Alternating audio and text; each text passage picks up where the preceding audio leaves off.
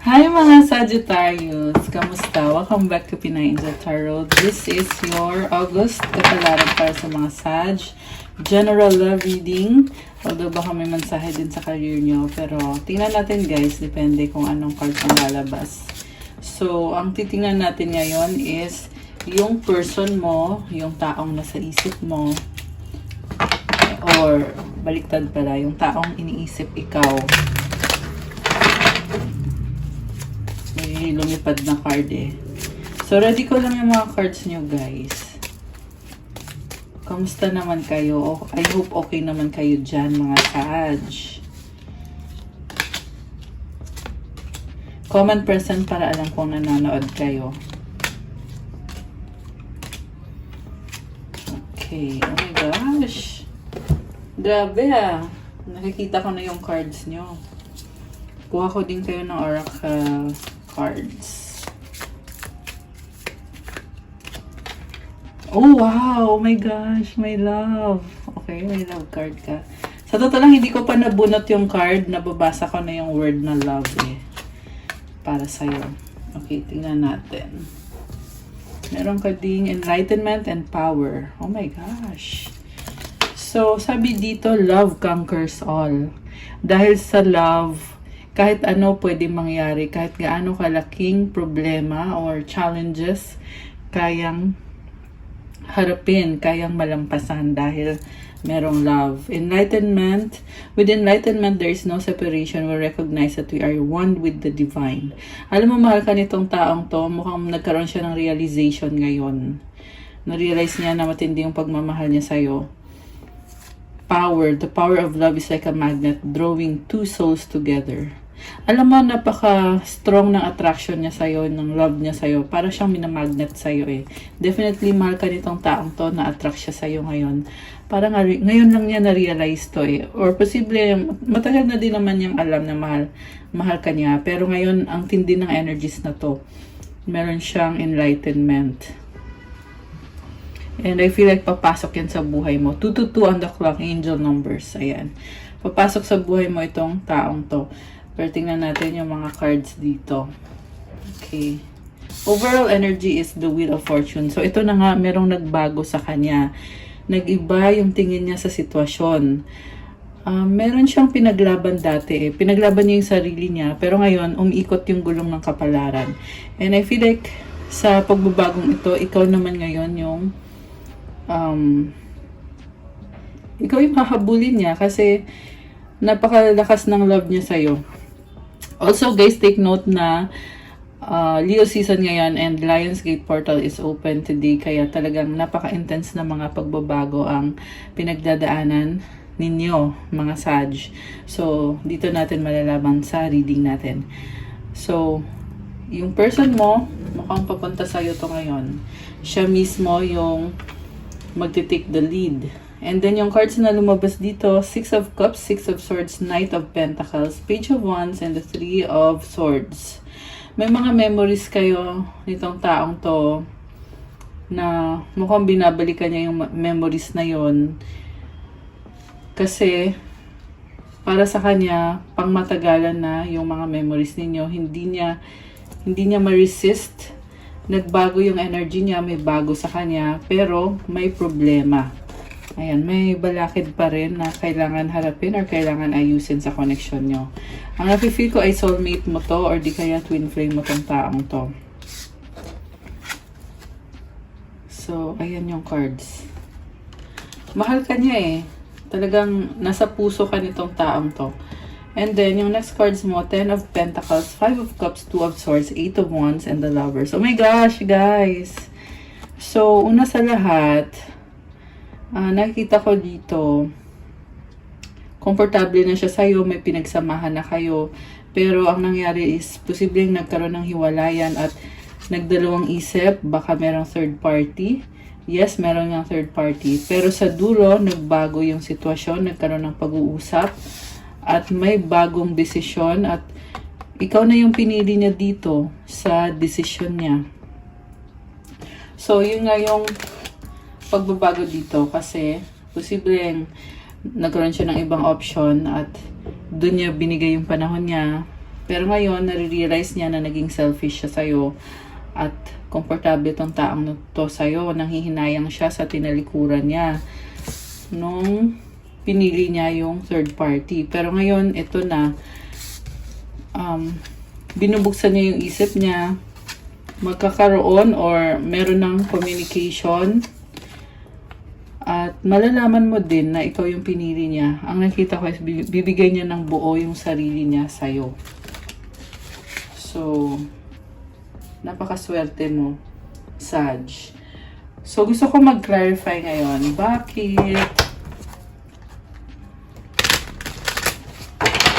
Bakit may problema dito sa past or sa recent past? Ano itong problema na to? Problema. 9 of Cups. The Emperor, 3 of Pentacles. May partnership kayo. O mukhang inuna niya yung sarili niya. Kasi kailangan niyang ayusin yung sarili niya. Parang ini-enjoy lang niya yung life niya. Pero, alam mo, sinasabi dito na kahit tinalikuran ka niya, ngayon, yun nga, kahit tinalikuran ka niya, andun pa rin naman yung partnership nyo. Ngayon, mukhang lumakas ang loob nitong taong to. Kasi 9 of Cups, galing siya sa 8 naging 9. So, bumabalik siya at siya yung masculine energy dito. Ibig sabihin, siya yung dominante sa inyo and andun pa rin yung partnership or may bagong offer na partnership. So, siguro na masyado niyang in-enjoy yung life niya. Kaya kayo nagka-problema. Nakalimutan ka niya. Okay, pero ngayon ito, nagbabalik na eh. So, Death and the 4 of Pentacles, may nagbago sa kanya at ngayon na-realize niya na gusto mag-hold on niya pa rin sa'yo, Sag. Hindi ka niya kayang pakawalan, mag-hold on pa rin to sa'yo. 2 of Pentacles, 7 of Cups. Nagkaroon ng options, binabalanse niya. 4 of Cups. Pero hindi na siya masaya dun. Hindi na siya masaya dun. Parang nakikita ko dito, sinabay-sabay ka niya sa options niya. Okay. Sa bottom of the deck, 7 of Wands. Ito, kung maraming tinagong sikreto sa'yo, ngayon nakikita ko nagbabago. Medyo andun pa rin yung feeling niya na nalilito siya ngayon at gusto niya mapag-isa. Pero at the same time, mukhang pinapantasya niya na committed kayong dalawa. Willing naman siya to put in the effort para sa inyo. Queen of Swords. May nakita ko dito na binlock. Sino yung nag-block? Or iniwanan. O mukhang ikaw yung nang-iwan dito at lumaban kayo, pinaglaban mo yung sarili mo dito, Sag. Okay, ang nakita ko ngayon, ikaw to eh. Ikaw to, pinaglaban mo yung sarili mo kasi nga niloko ka ng taong yan. Okay, pero nagbago din ang isip mo. Okay, nag-a-adjust ka sa kanya eh. So, ayan. Tingnan natin kung lalabas ba ulit yung cards na yan. So, gusto kong i-clarify itong taong ka-deal mo. Kung ano ba talagang nangyari dito? Ano ba talagang nangyari dito? May pagmamahal pa rin ba to sa'yo? Kasi sa ngayon, ikaw naman yung pinili niya eh. The Hanged Man and the Queen of Cups. Yes, may pagmamahal siya sa'yo. Maaaring walang action ngayon kasi nauna itong Hanged Woman na card. Which is, tinitingnan niya sa ibang angulo yung sitwasyon. Nakikita niya sa'yo na ikaw yung magpapasaya sa kanya at pangarap ka niya at mahal ka niya. So, parang nire-review niya yung mga desisyon na ginawa niya. Nasabi ko na atayan kanina na tinitingnan niya ulit or tinitingnan niya sa ibang angulo at nagkakaroon siya ng enlightenment at realization. Temperance. So, ikaw to, gusto na din niyang baguhin kung ano yung sitwasyon ninyo. Parang, this person is counting on you to make a move para magkaroon ng pagbabago. Pero for some reason, hindi makagalaw. Or baka, kaya lumabas yan kasi gusto niya pero hindi siya makagalaw unless na ikaw yung mag-first move sa kanya. Okay, merong Magician, 7 of Wands. Hindi pa rin makagalaw, okay? So, ano na ngayon ang desisyon nitong person na to, nakadeal mo? Meron ditong energy ng Scorpio, Sagittarius, syempre, merong Gemini, baka Gemini yung kadil nyo, or Fire sign, RC, Sagittarius, Water sign, Cancer, Pisces, Scorpio. Actually, lahat naman ng signs andito, may Earth sign din. Meron din namang Air signs, konti. Okay, so decision niya, 10 of Cups, King of Pentacles, 5 of Wands. Ikaw talaga yung gusto niya, ikaw yung pinakamahal niya. Someone na very practical, 7 of Pentacles. So, nakikita ko ulit na mag-effort siya. Although, hindi sapat yung effort niya eh. Queen of Swords and a Queen of Pentacles, Ace of Wands. Alam mo, parang nasasaktan pa rin. Meron nasasaktan pa rin. Feeling ko ikaw to eh. Nasasaktan ka pa rin.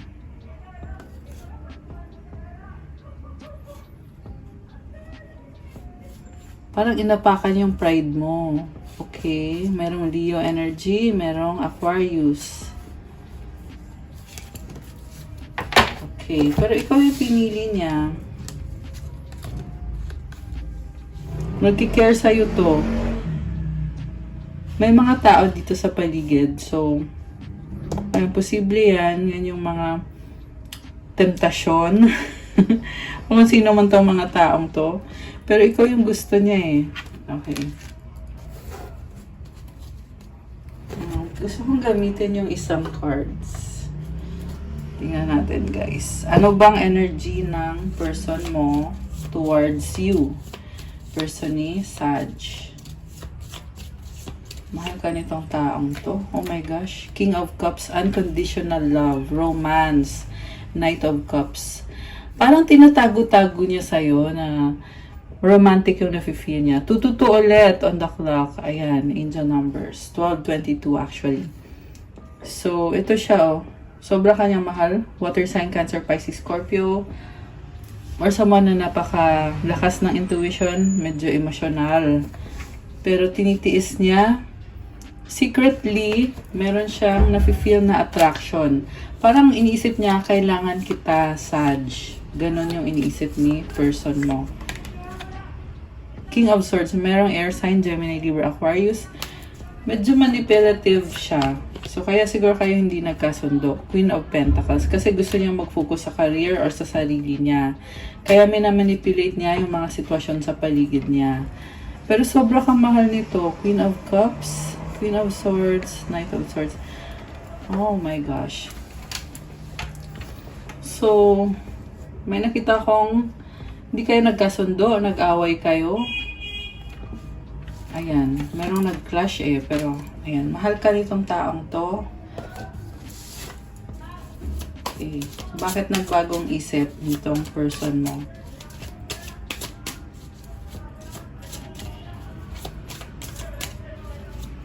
Bakit nagbagong isip ng taong umiisip sa'yo, Sag? The Star and the Death card. So, kasi ang dami niyang pangarap. Pero, siguro nagkamali. Kasi Star, baka sikat siguro tong person mo or maraming na-attract sa kanya. Mukhang attractive siya physically. Pero, ito, nagbago na eh. Death, ibig sabihin, nilalet go na niya yung parte ng buhay niya na ganun siya, na parang lost siya eh, kung sino ba talaga yung gusto niya. Pero babaguhin niya yan or binabago niya yan ngayon. 8 of Cups. Tinalikuran ka niya. White Numen, 10 of Cups. So, ang nakita ko, tinalikuran ka niya pero babalik din siya. Intense yung nararamdaman niya eh. Parang may na-feel ako na kinakabahan or yung siguro yung kabog ng dibdib niya. Malakas.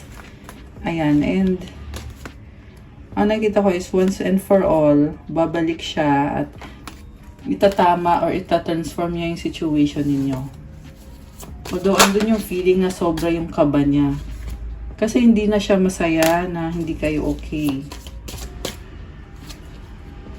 Seven of Cups.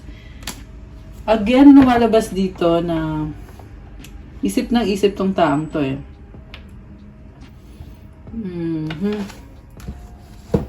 Hindi siya umuusad. Kaya, siguro siya na din, na-realize na din niya na walang mangyayari sa atin, Sag, kung ganito ako na sobrang emosyonal pero wala namang ginagawa. So, ito, hindi na siya masaya sa ganun. Siguro matagal kayong nawala ng communication, no? Seven of Swords, marami siyang tinago sa'yo, kaya ganun. Ayan, o sikreto, the Moon. Naging very secretive tong taong to. Niloko ba niya si Sag? Kasi merong pinagpipilian eh. Niloko ba ng person na to? Si Sag, Ace of Pentacles. Yeah, oo, niloko ka nga niya. Nagkaroon ng bagong person. Ayan, merong attraction. So, teka, may nalaglag na cards.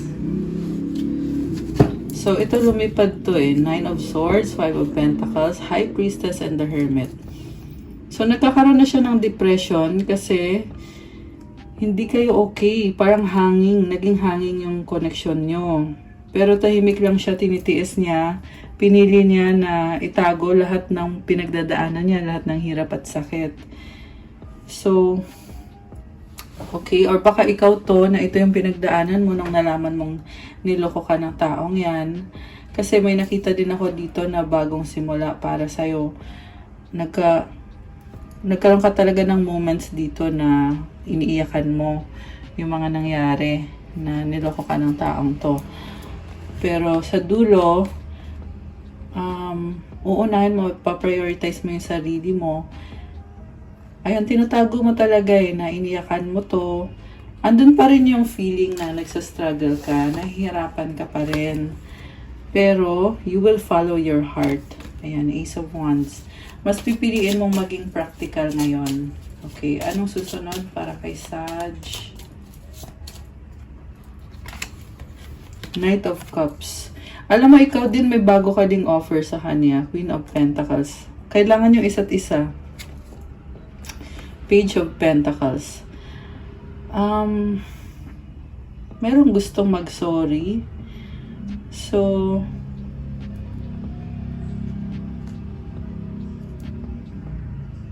itong person sa inyo na, kasi meron to, itong si Knight of Cups, siya yung may pangangailangan. Ito yung tumutulong, si Queen of Pentacles. Yung taong tumutulong, siya yung nakikita kong magsusorry. Ayan. Comment kayo kung resonate kayo dyan or kung kayo ba yan. Mukhang ikaw yan eh. Ito, Knight of Wands, ikaw to. Okay, sobrang bigat nito. Binlock mo siya eh. Binlock mo siya dahil sa panluloko sa'yo. Nasaktan ka talaga. Binlock mo siya, pero nakikita ko ngayon na parang ikaw pa yung magsusorry at i-welcome mo siya ulit sa buhay mo. King of Cups, Four of Pentacles. Mahal mo siya, nag-hold on ka din sa kanya. Pareho lang kayo. So, clarify natin. Sino tong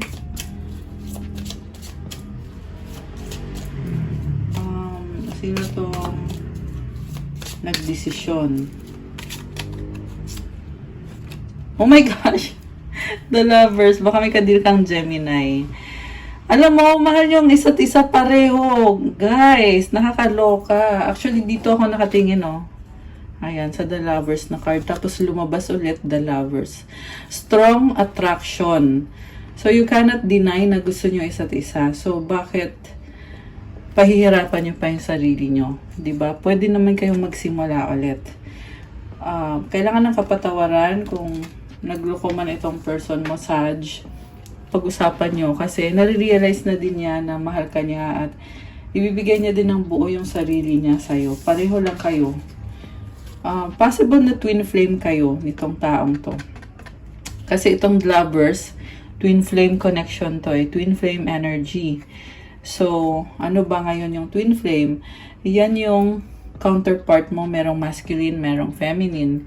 So, kung ikaw yung babae, ayan, ikaw yung feminine, siya yung lalaki, masculine siya.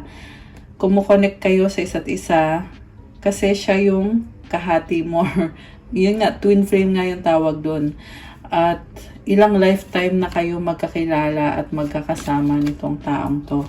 Kaya naman, merong love, merong enlightenment, at merong power. Matindi tong connection na to, minamagnet kayo sa isa't isa. Love conquers all. So, kahit anong pagsubok ang nasa harap nyo ngayon, aayusin nyo yan. May nakita ko dito, iba sa inyo may anak.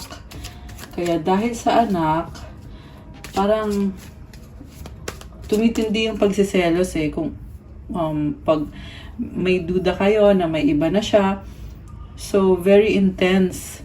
Nafe-feel nyo na syempre mali yung ginagawa niya kasi may anak na siya tapos hindi pa loyal sa'yo. So, isang factor yon na naging issue sa connection nyo, yung nawalan kayo ng trust sa isa't isa. Pero like I said, sa ngayon, ang nakita ko is, okay na kayo dito, oh. Kulang na lang to guys sa pag-uusap, going official yung connection nyo. So, ito may bata, oh. Ayan. 4 of Wands, masaya kayo, pamilya na kayo, eh. Justice. Wow. Ang nakita ko dito, mukhang alagang-alaga mo yung mga anak mo, yung family. Ace of Swords. Hangman. May mga sakripisyo na ginawa mo para sa family. Medyo masakit ka magsalita. Siguro, nasaktan mo siya, hindi mo lang alam. Okay. May mga gusto bang sabihin si person ni Sag? Ano yon? Anong gustong sabihin ng person mo? People don't believe in me. Pero naka-reverse siya eh. I hide my true self. Release negativity. Okay. Balik muna natin. Ay, ito. Wag na. Ano mga gustong sabihin ng person ni Sag na soulmate niya or twin flame? Anong gustong sabihin ng person mo sa'yo? We are healing and learning with all of this. Ayan. 22-33 angel numbers meron ngayon. So, nag-heal kayo, natututo kayo. Bigyan nyo pa ng chance to. Yan yung sinasabi dito. Okay. Ano pa? I need more time. Lack of communication. So, hinihil pa niya yung sarili niya eh. Kailangan pa niya ng time. Tsaka matagal na ata kayo hindi nag-usap. Ayan. Kailangan mag-usap.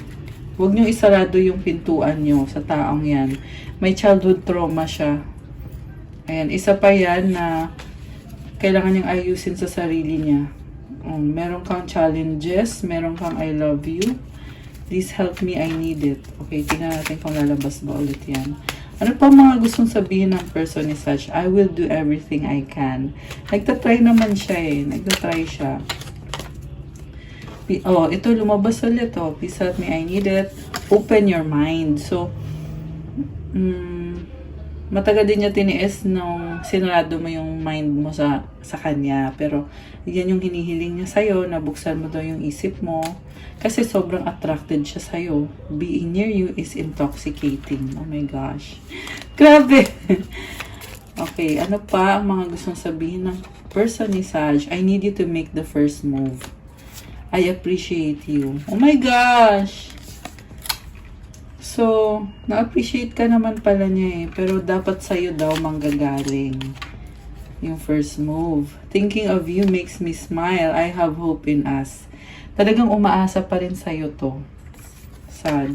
Okay. Meron pa ba? Any more message? Ayun, tumalon. I lied and regret it. Oh my goodness. You're a God-given gift. So, nagsisi siya kung nagsinungaling man siya sa'yo. I miss you. My pride or ego took control of me. Parang nagsisi siya na dahil nga sa pride niya, hindi kayo naging okay. 444 on the clock. Ayun. Pero namimiss ka niya. Ano pa ang mga gustong sabihin ng person ni Sag?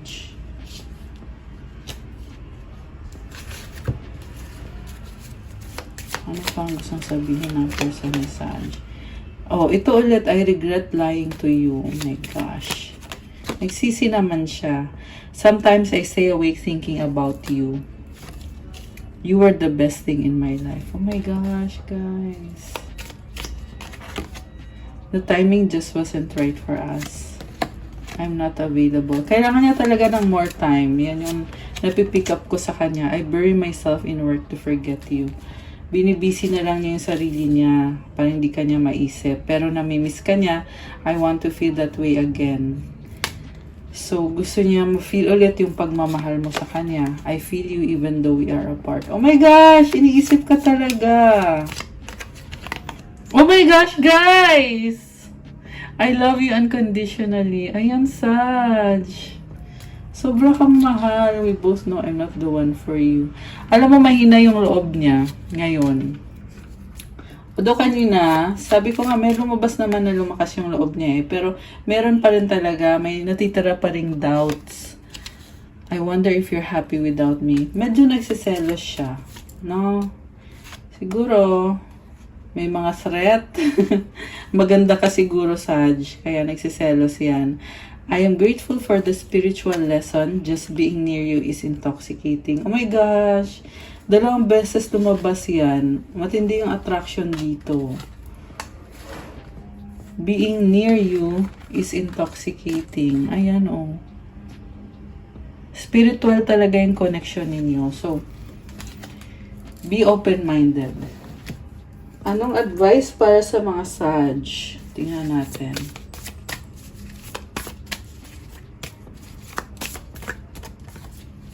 Patience. If you tried forever to shift a problem, there's probably something to learn from embracing it. May I let this be for now. Help me relax and trust every need will be met. Often change soon follows. Kalma lang daw, wag mo daw muna ipilit na magbago yung sitwasyon kasi may dahilan kung bakit dumating sa buhay mo yung problemang yan. Dahil meron kang matututunan, i-embrace mo daw muna itong problem na nangyayari na ito at hayaan lang daw muna. Basta kumalma ka, relax, magtiwala ka na lahat ng pangangailangan mo, makukuha mo.